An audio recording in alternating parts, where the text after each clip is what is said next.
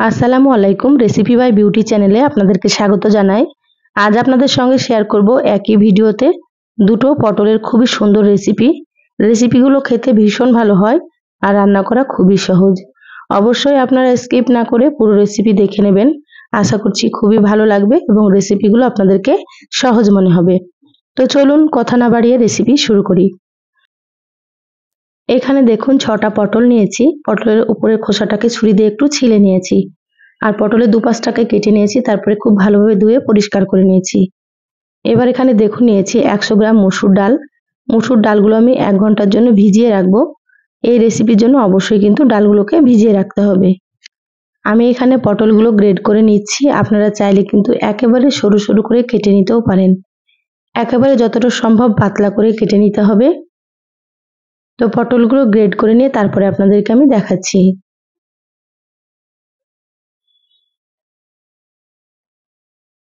দেখুন সম্পূর্ণ পটলগুলো গ্রেড করে নিয়েছি আর পটলের বীজগুলোকে এইভাবে আমি ফেলে দিচ্ছি। আপনারা চাইলে কিন্তু বীজগুলো রেখে দিতে পারেন।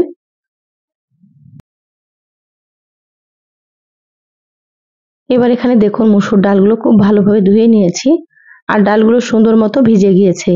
এবার এখানে দেখুন নিয়েছি মিক্সার জার। মিক্সার জারে মসুর ডালগুলো নিয়ে নিচ্ছি। ডালগুলোকে বেটে নিতে হবে।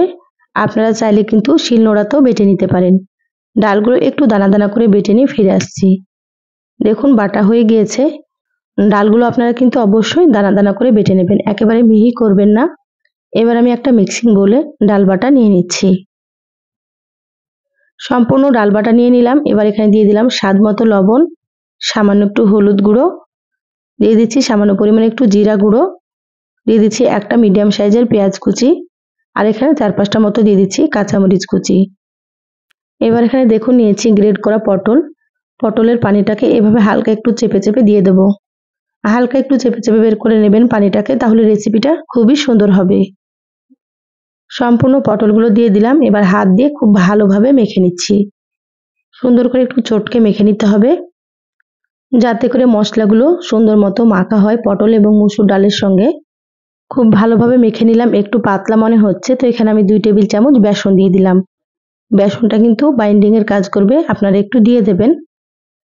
হাত দিয়ে আবারও খুব ভালোভাবে মেখে নিয়েছি।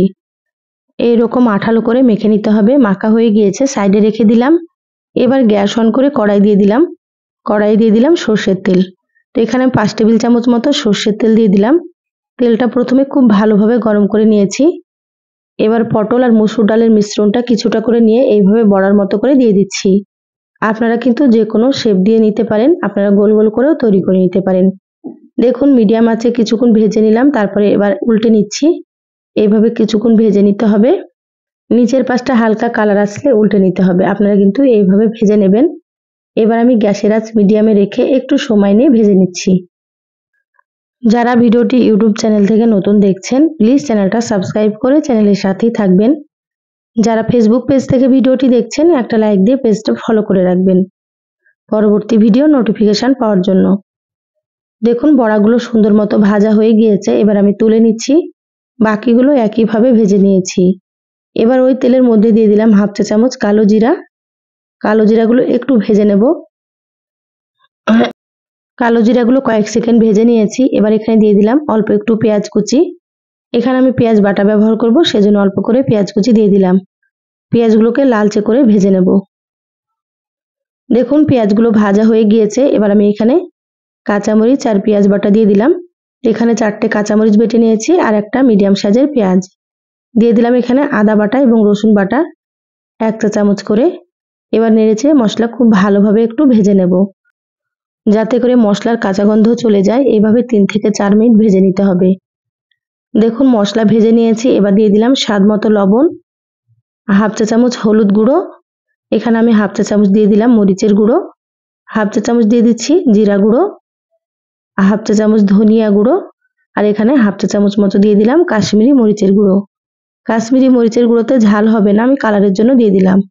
আপনারা চাইলে এটা দিতেও পারেন বা আপনারা এটা বাদ দিতেও পারেন। এখানে দিয়ে দিলাম একটা টমেটো কুচি। এবারে একসাথে মশলাগুলো খুব ভালোভাবে নেড়েচেড়ে মিশিয়ে নিচ্ছি। সামান্য পরিমাণে পানি দিয়ে দিলাম। এবার খুব ভালোভাবে মশলা কষিয়ে নিতে হবে। তো 5 মিনিট ঢাকা দিয়ে দিচ্ছি মিডিয়াম আঁচে, তারপরে আপনাদেরকে দেখাচ্ছি। দেখুন 5 মিনিট পর ঢাকাটা খুলে নিলাম। মশলা সুন্দর মতো কষানো হয়ে গিয়েছে। এইভাবে একটু সময় নিয়ে মশলা কষিয়ে নিতে হবে। এবার আমি এখানে দিয়ে দিলাম পরিমাণ মতো ঝোলের পানি। এখানে প্রায় আমি 2.5 কাপ মতো পানি দিয়ে দিলাম। আপনারা যেমন ঝোল রাখতে পছন্দ করবেন সেইভাবে করে পানি দিয়ে দেবেন। এবার ঢাকা দিয়ে ঝোলটাকে ফুটিয়ে নেব। দেখুন ঢাকাটা খুলে নিলাম, ঝোল সুন্দর মতো ফুটে গিয়েছে। এবার আমি এখানে বড়াগুলো দিয়ে দিচ্ছি। এই বড়াগুলো কিন্তু এমনিতেও খেতে ভালো লাগে, তো কিছুটা আমি রেখে দিলাম আর বাকিগুলো রান্না করে নিচ্ছি। এবার ঢাকা দিয়ে মিডিয়াম আঁচে 10 মিনিট রান্না করে নেব। দেখুন 10 মিনিট রান্না করে নিয়েছি, ঢাকাটা খুলে নিলাম। এবার হালকা হাতে একটু নেড়েচেড়ে নিচ্ছি। দেখুন বড়াগুলো খুব সুন্দর সেদ্ধ হয়ে গিয়েছে আর ঝোলটাও কিন্তু কমে গিয়েছে। এবার দিয়ে দিলাম 1/2 চা চামচ গরম মশলার গুঁড়ো আর কিছুটা দিয়ে দিলাম ধনিয়া পাতা কুচি। আর এখানে আমি 1 চা চামচ ঘি দিয়ে দিলাম। 1 চা চামচ ঘি দেওয়ার কারণে কিন্তু রান্নাটা খেতে অনেক বেশি ভালো লাগবে। আপনাদের হাতের কাছে থাকলে অবশ্যই দিয়ে দেবেন। রান্না হয়ে গিয়েছে, গ্যাস বন্ধ করে দিলাম। ঢাকা দিয়ে 5 মিনিট রেখে তারপরে আপনাদেরকে দেখাচ্ছি। দেখুন কতটা সুন্দর হয়েছে, খেতে ভীষণ ভালো হয়। তো চলুন আবার একটা রেসিপি আপনাদের সঙ্গে শেয়ার করি।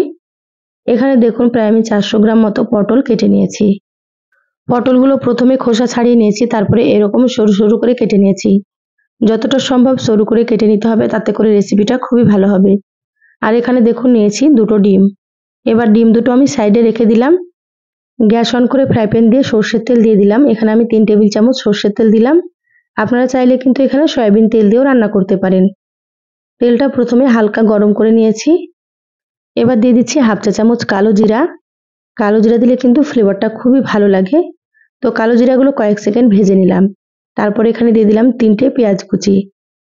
এই রেসিপিতে পেঁয়াজের পরিমাণ একটু বেশি লাগবে, তাতে করে খেতে অনেক বেশি ভালো লাগবে। এবার পেঁয়াজগুলো আমি হালকা করে নেড়েচেড়ে ভেজে নিচ্ছি। তো এখানে দিয়ে দিলাম স্বাদ মতো লবণ। প্রথমে লবণ দিলে পেঁয়াজগুলো খুব তাড়াতাড়ি নরম হয়ে যাবে, সেজন্য আমি লবণটা দিয়ে দিলাম।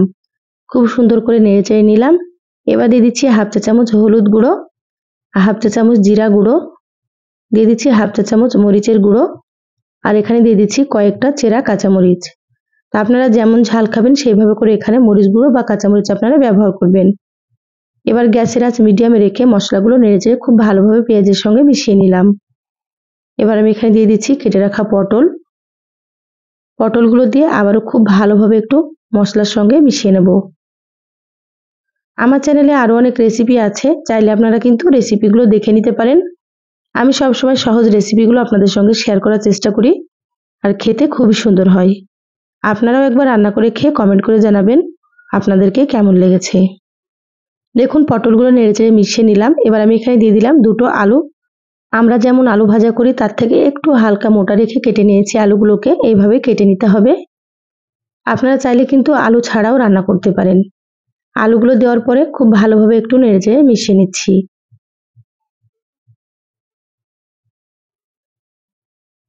খুব ভালোভাবে মিশিয়ে নিলাম। এবার আমি ঢাকা দিয়ে দিচ্ছি 5 মিনিটের জন্য, তারপরে দেখাচ্ছি। গ্যাসের আঁচ মিডিয়ামে রেখে 5 মিনিট রান্না করে নিলাম। ঢাকাটা খুলে নিয়েছি। আবারও খুব ভালোভাবে একটু নেড়েচেড়ে নিচ্ছি। এইভাবে পানি ছাড়া ঢাকা দিয়ে মিডিয়াম আঁচে রান্না করে নিতে হবে আর সুন্দর করে পটল আর আলুগুলোকে সেদ্ধ করে নিতে হবে। আবারও ঢাকা দিয়ে দিচ্ছি।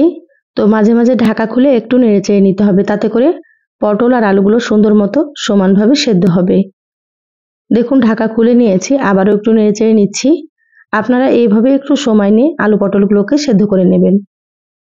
আবারও 2 থেকে 3 মিনিটের জন্য ঢাকা দিয়ে দিচ্ছি। দেখুন 3 মিনিট পর ঢাকাটা খুলে নিলাম।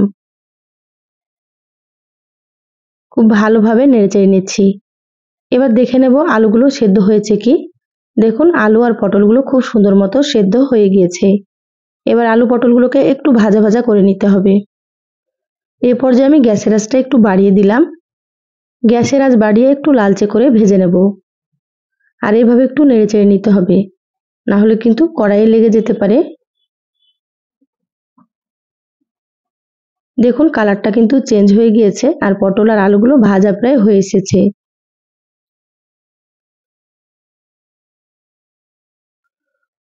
পটল আর আলুগুলো সুন্দর মতো ভাজা হয়ে গিয়েছে, এর থেকে বেশি ভাজার দরকার নেই। এবার ফ্রাই প্যান থেকে এভাবে করে সাইডে একটু সরিয়ে নিচ্ছি পটল আলুগুলোকে। এবার আমি এখানে সামান্য একটু সর্ষের তেল দিয়ে দিচ্ছি, একেবারে সামান্য পরিমাণে দিয়ে দিলাম। এবার আমি ডিম দুটো দিয়ে দিচ্ছি। এখানে আমি দুটো ডিম দিলাম, আপনারা চাইলে 3টে বা 4টে ডিমও দিতে পারেন।